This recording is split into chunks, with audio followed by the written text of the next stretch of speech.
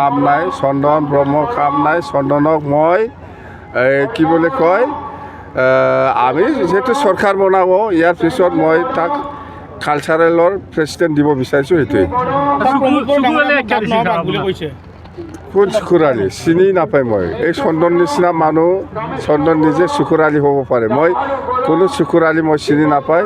চন্দনক মই মুঠতে চৰকাৰ বনাব, ইয়াক মই অত্যাচাৰ নকৰিম, চিন্তা নাই। তাক কালচাৰেল প্ৰেচিডেণ্ট দিব।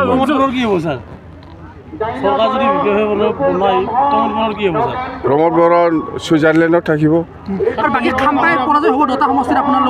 খাম্পাও হাৰিব, চন্দনো হাৰিব, প্ৰমোদো হাৰিব, চব হাৰিব। কাতিৰামটো নাই তাৰ।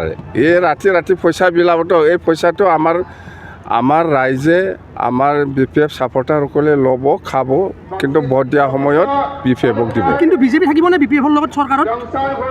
বিজেপি থাকিবনে? কেনেকৈ বিজেপি থাকিব? আমি অকলে ইলেকশ্যন খেলিছে, কাৰো লগত বন্ধু নাই। BPF single. কিন্তু বিজেপি যদি কয় আমাৰ চৰকাৰত ৰাখক, তেতিয়া ৰাখিবনে নাৰাখে? কোনে কৈছে? বিজেপি যদি কয়, কোৱা নাইতো। ৰূপজ্যোতি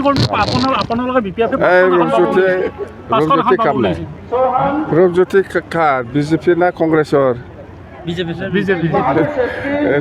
মই ৰূপজ্যোতি কেনেকুৱা কথা কয়?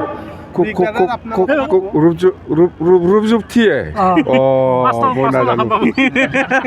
এই আমাৰ বাগানপাৰা সমষ্টি হিচাপে যিটো আগন্তুক যিটো নিৰ্বাচন, BTC নিৰ্বাচন 22 তাৰিখত যিটো হ'ব, ইয়াৰে আমাৰ আজি ভাল এটা মিটিং হৈ গ'ল। আৰু সমষ্টি ৱাইজত যিটো মিটিং, এই বাগানপাৰা হিচাপে মই যিটো দেখিবলৈ পাইছে আজি, বেলেগ দিনতকৈ ইয়াৰ মানুহৰ যিটো সমাগম সেইটো বেছি। আৰু বাগানপাৰা সমষ্টি হিচাপে যিমান জাতি জনগোষ্ঠী আছে, আপুনি চাওক, শৰণীয়া হিচাপে আছে, মদাহী আছে, নাথযোগী আছে, মুছলিম আছে, বড়ো আছে, গোৰ্খা আছে, আদিবাসী আছে, মুঠতে যিমান জাতি জনগোষ্ঠী আছে চবেই আহিছে। আৰু আমি যিটো দেখিবলৈ পাইছে ইয়াত, মানে মেক্সিমাম মহিলা ওলাই আহিছে। মহিলা ওলাই অহা মানে আপুনি ধৰি লওক, ইয়াতে লক্ষী লাগিছে।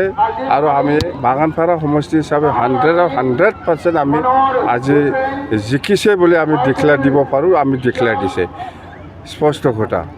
আৰু আমি 3-4 দিনৰ ভিতৰত আমাৰ ইস্তাহাৰটো প্ৰকাশ কৰিব, মানে ৰিলিজ কৰি দিম। এই ইস্তাহাৰত আমাৰ সকলো জাতি জনগোষ্ঠীকে লৈ পেলাই আমি BPF দলে কেনেকৈ কাম কৰিব, সেইটো বিষয়লৈ গোটেই স্পষ্ট আছে। অতি সোনকালে এই ইস্তাহাৰটো ৰিলিজ হ'ব। তেতিয়া আৰু BTC বাকী ৰাইজে আৰু বেছিকৈ স্পষ্ট হ'ব যে সঁচাকৈ BPF চৰকাৰ হোৱাৰ পিছত কি কাম কৰিবলৈ হাতত লৈছে, এইটো আৰু বেছিকৈ স্পষ্ট হ'ব। সেইখিনি কথা নাই।